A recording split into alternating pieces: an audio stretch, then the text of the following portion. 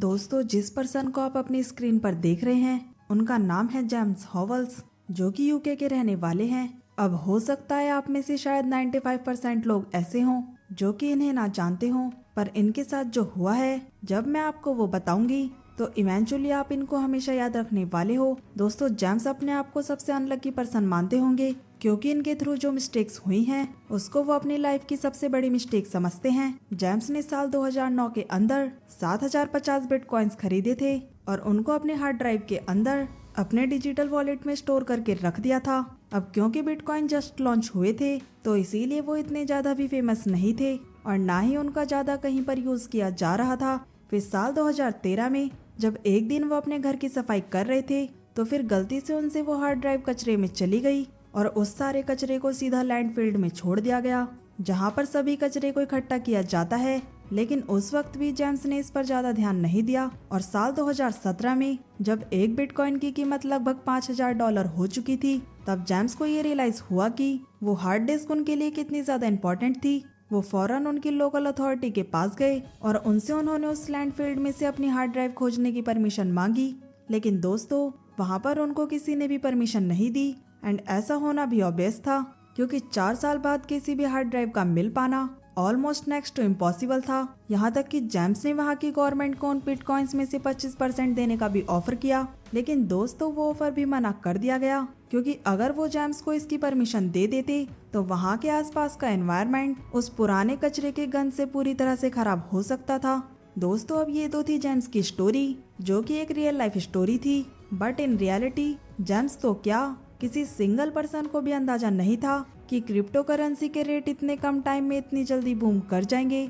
जिस बिटकॉइन की कीमत साल 2009 में $0.8 थी, यानी कि इंडियन रुपीस के हिसाब से अप्रोक्स 7 से 8 रुपए, आज 2024 के अंदर उसी एक बिटकॉइन की कीमत लगभग 55 से 56 लाख रुपए चल रही है, जो कि सच में आउटस्टैंडिंग है। एंड इस टाइम में सिर्फ बिटकॉइंस ही नहीं और भी काफी सारी ऐसी क्रिप्टो करेंसीज हैं जिनकी डिमांड की वजह से उनके प्राइस भी दिन पर दिन इंक्रीज होते जा रहे हैं। पर आखिर ऐसा क्यों हो रहा है? दोस्तों, हमें ये सब जानने के लिए सबसे पहले क्रिप्टो करेंसी के बारे में जानना होगा, जहां से इस डिजिटल करेंसी की शुरुआत हुई थी, जिससे आपके क्रिप्टो करेंसी से रिलेटेड ऑलमोस्ट सारे डाउट क्लियर हो जाएंगे। So let's begin. दोस्तों, जब पुराने टाइम में करेंसीज नहीं हुआ करती थी तो लोग अलग अलग चीजों के बदले में एक दूसरे से लेन देन किया करते थे। फॉर एग्जाम्पल, अगर आपको मुझसे 2 पोटैटोज चाहिए तो बदले में आपको भी मुझे मेरी जरूरत की चीज देनी होगी। पर ये तरीका ज्यादा चल नहीं पाया क्योंकि इसमें लोगों को लेन देन में प्रॉब्लम होती थी। मतलब कि जब भी कोई पर्सन किसी पर्सन को कोई सामान देता था तो बदले में उसको वो दिया जाता था जिसकी उसको जरूरत भी नहीं थी, इसलिए दोनों में डील नहीं हो पाती थी। अब इस प्रॉब्लम को कम करने के लिए गोल्ड का यूज किया जाने लगा।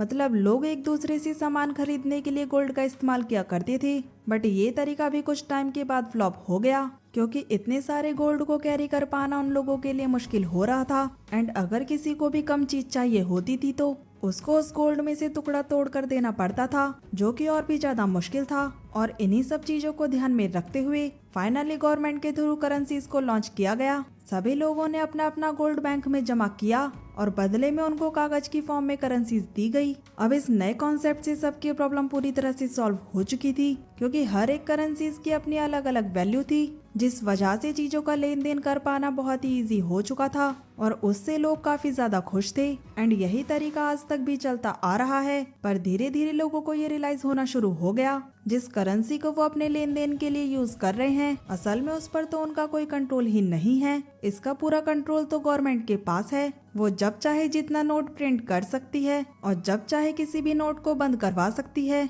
तो साल 2009 में सातोशी नाकामोटो नाम के एक इंसान ने बिटकॉइन नाम की एक ऐसी डिसेंट लास्ट करेंसी को लॉन्च किया था जो पूरी तरह से एक ओपन सिस्टम पर बेस्ड थी, यानी कि इस करेंसी के लेन देन को गवर्नमेंट या फिर अथॉरिटी भी कंट्रोल नहीं कर सकती थी। अब क्योंकि ये एक डिजिटल करेंसी थी तो शुरुआत में बिटकॉइंस इतने पॉपुलर नहीं थे, पर धीरे धीरे इनको ऑनलाइन ट्रांजैक्शंस के लिए यूज किया जाने लगा। सातोशी नाकामोटो ने इसको इस तरह से कोट किया था कि हैकर्स के थ्रू इनको हैक कर पाना बिल्कुल इम्पॉसिबल था और साथ ही उन्होंने बिटकॉइंस पर एक लिमिट भी रख दी थी कि 21 मिलियन से ज्यादा बिटकॉइंस नहीं बनाए जा सकते।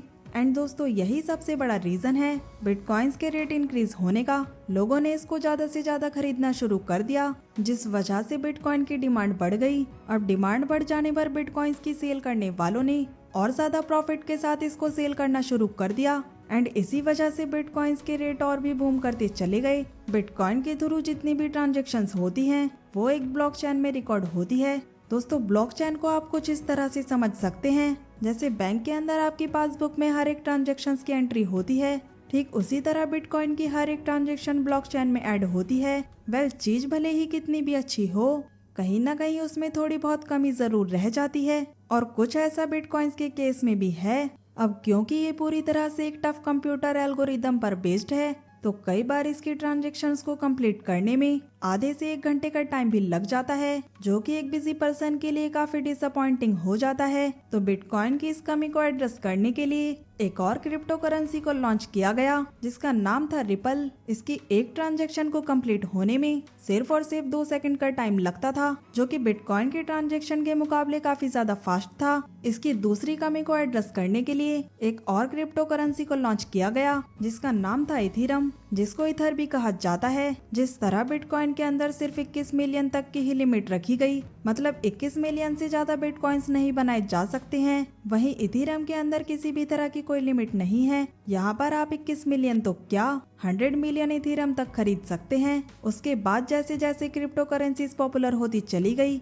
वैसे वैसे ही और क्रिप्टो करेंसीज भी लॉन्च होती चली गई। दोस्तों आज 2024 की बात करें तो आज के टाइम में लगभग 20,000 से भी ज्यादा क्रिप्टो करेंसीज मौजूद हैं, जिनमें से टॉप 5 पर हैं bitcoin, Ethereum, Litecoin, tether and Dogecoin. दोस्तों यहाँ पर एक इंटरेस्टिंग बात ये है कि आप अपने खुद की क्रिप्टो करेंसी भी क्रिएट कर सकते हैं। बस इसके लिए आपको कंप्यूटर में मास्टर्स की जरूरत है और कंप्यूटर या फिर लैपटॉप में एक हाई प्रोसेसर की। बट क्रिप्टो करेंसी को क्रिएट करना एक बड़ा टास्क नहीं है। बड़ा टास्क है तो लोगों को कन्विंस करना कि वो आपकी क्रिप्टो करेंसी को इस्तेमाल करें। आपको सभी लोगों को ये भरोसा दिलाना होगा कि आखिर क्यों आपकी क्रिप्टो करेंसी बाकी क्रिप्टो करेंसी से यूनिक है, और ये बिल्कुल भी आसान नहीं है। दोस्तों काफी सारे ऐसे अमीर इन्वेस्टर्स हैं जो कि आज भी क्रिप्टो करेंसी के खिलाफ हैं, जिनमें से 2 बड़े नाम हैं, Warren Buffett and Rakesh Jhunjhunwala. वहीं बहुत सारे ऐसे अमीर इन्वेस्टर्स भी हैं, इंक्लूडिंग इलॉन मस्क, जो कि क्रिप्टो करेंसी को आने वाला फ्यूचर मानते हैं।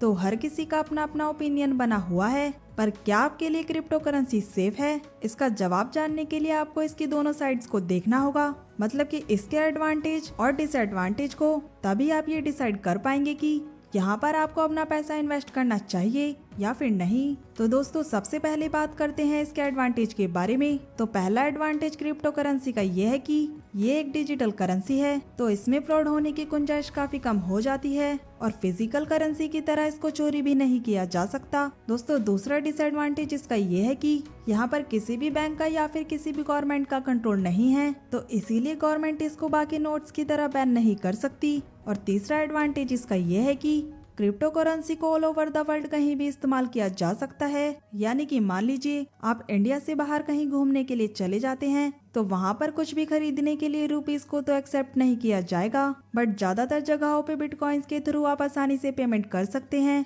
चौथा और आखिरी एडवांटेज इसका ये है कि इसका सर्विस चार्ज बिल्कुल ना के बराबर होता है। किसी और प्लेटफॉर्म के थ्रू अगर आप इंटरनेशनल ट्रांजैक्शन करते हैं तो ये कंपनीज आपका 1-2% चार्ज काट लेती है, बट क्रिप्टो करेंसी के थ्रू अगर आप 1 बिलियन के ट्रांजैक्शन करते हैं तब जाके आपके 6 से 7 डॉलर चार्ज किए जाएंगे, जो कि इस अमाउंट के मुकाबले कुछ भी नहीं है। तो ये थे क्रिप्टो करेंसी के कुछ एडवांटेज। अब हम बात करते हैं इसके डिसएडवांटेज के बारे में, जिसमें से सबसे पहला डिसएडवांटेज इसका ये है कि अगर आपके अकाउंट में कोई भी फ्रॉड या फिर स्कैम हो जाता है तो इसमें गवर्नमेंट या फिर अथॉरिटी आपकी कोई भी हेल्प नहीं कर पाएगी, क्योंकि ये उसके कंट्रोल में ही नहीं है। दूसरा डिसएडवांटेज इसका वही है जो जेम्स के साथ हुआ। इसके वॉलेट को आपको अपने कंप्यूटर या फिर हार्ड ड्राइव में बहुत सिक्योर करके रखना होता है, और साथ ही अपने अकाउंट का पासवर्ड भी हमेशा याद रखना होता है, क्योंकि यहाँ पर पासवर्ड रिसेट करने का कोई भी ऑप्शन नहीं है। अगर आप गलती से अपना पासवर्ड भूल गए तो समझ जाइए आप अपनी सारी क्रिप्टो करेंसीज खो चुके हैं।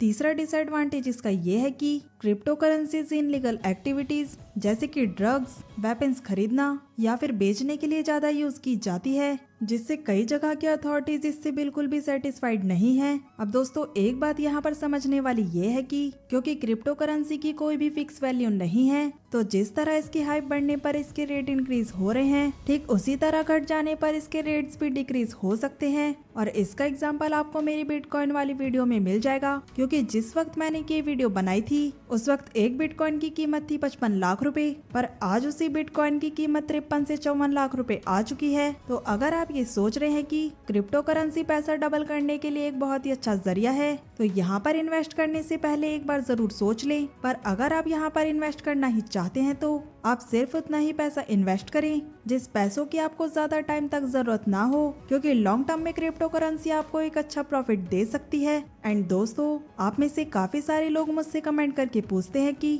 आप ये व्हाइट बोर्ड एनिमेशन कैसे बनाते हो। तो दोस्तों इस पर हमारा एक कोर्स लॉन्च हो चुका है। अगर आपने अभी तक हमारे ऐप को डाउनलोड नहीं किया है तो डाउनलोड कर लीजिए, आपको लिंक डिस्क्रिप्शन में मिल जाएगा, आप वहां से इजिली ऐप को डाउनलोड कर सकते हैं। तो दोस्तों आज की वीडियो में इतना ही। अगर आपको वीडियो पसंद आई हो तो वीडियो को लाइक करें और चैनल को सब्सक्राइब करना ना भूलें और अपने दोस्तों के साथ शेयर करें और कमेंट करके जरूर बताएं। सो मिलते हैं नेक्स्ट वीडियो में।